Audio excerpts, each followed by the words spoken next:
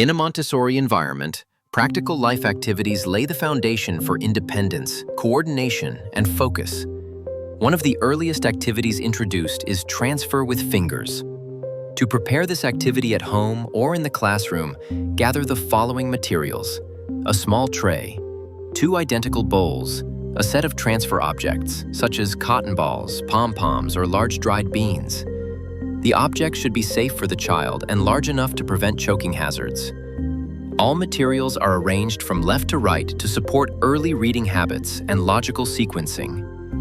One bowl holds the transfer objects, the other remains empty. When the child is ready, they are invited to sit at the table, place their hands gently on their lap, and begin transferring the items, one by one, using only their fingers.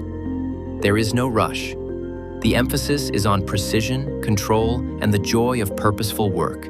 Once the objects are transferred, the child may choose to repeat the activity by returning the objects to the original bowl. This repetition strengthens fine motor development and deepens concentration. Simple as it may seem, this practical life work supports a child's developing independence and builds the confidence that comes from doing real, meaningful tasks.